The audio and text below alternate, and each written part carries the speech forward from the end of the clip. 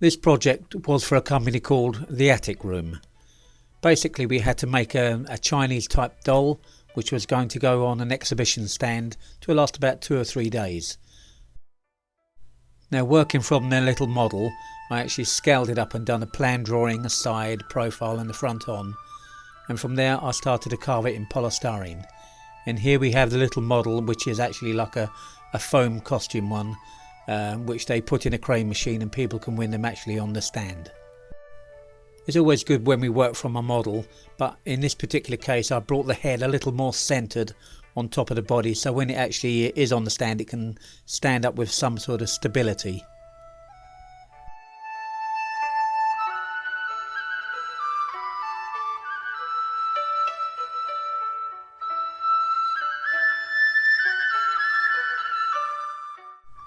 Here you can see us cutting out the side profile and the front on profile from polystyrene, and we're actually using the hot wire.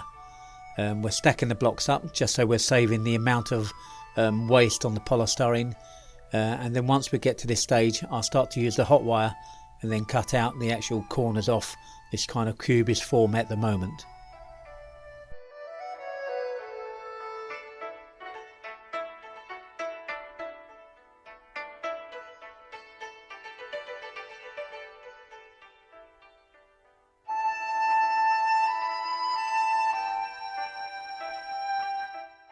This is always the best part of the process for me, actually carving the polystyrene. After all, this is my job as a sculptor. Here I am just using a large hot wire to take off the very big pieces, so I can bring round the corners and then gradually work through the different types of brushes and sandpapers to get to what I want. Throughout the complete process I keep an eye on the model and I check out my larger item and keep checking backward and forward and making sure I'm getting exactly what the reference is. Here I am showing you the nail brush, which is just basically a big nail brush, and I scratch away, and then I use wire brushes, as I said, to bring it down.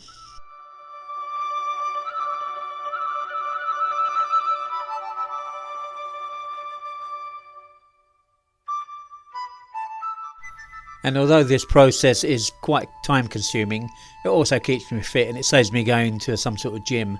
It's also quite therapeutic as well. You can actually lose hours here and not really think about it at all. And this is partially why I like the work.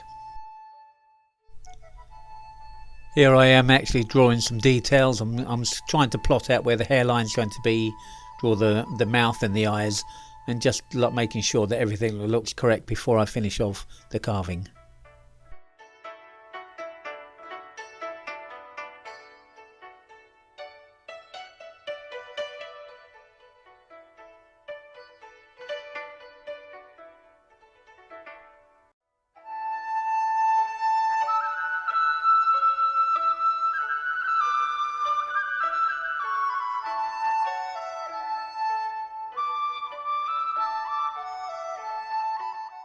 Now when I've actually finished the carving and I've got it to the form and shape that I want it, I'm adding a really soft filler to the surface to kind of fill up all the kind of polystyrene marks and little plucking that I've done during the hot wiring and scraping, and it just adds a lovely finish. Here I am now making the second one, which is a little bit smaller, and I'm following the same process, and although I've got the small model to work from, I'm also trying to keep it identical to the bigger one, so when you look at one to the other they look basically the same. Now we're actually working during the winter months, so it's hard to get things dried, especially something which is water based like the plaster. So we actually created a kind of mini oven like a greenhouse, and then we can warm the plaster up and get it out and sand it down and refill it again and again on as many times as we need to, really.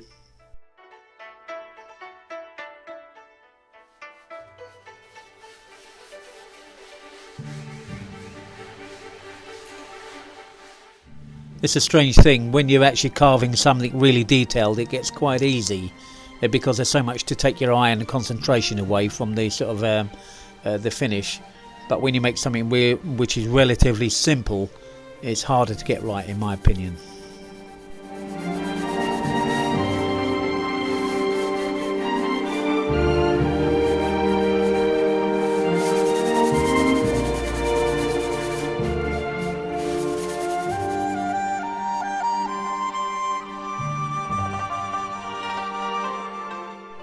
We also proceed with several layers of a soft primer, and that means that we can rub it down, and we generally put like a grey or a tint of black into it, so when we rub it down, where we can actually see the surface tension and then fill up the small little minute holes. But the more you work up a surface, the more it shows up, and the more you work up the surface again until you come up to a car body finish, for argument's sake. It shows up more and more, and it gets really, really finicky until you think, I have to stop now.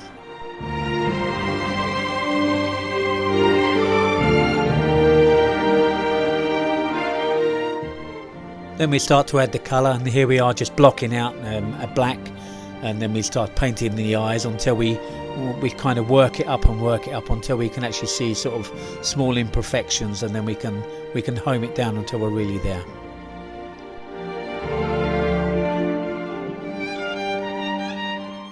Here it is on the actual exhibition stand and in its full glory beside all the other products. And this is the two side by side. And it's not the finished shot. I actually painted some little rosy cheeks and some green makeup above the eyes, but they did look nice, and the client was very, very happy with them. So thank you very much indeed for the attic room.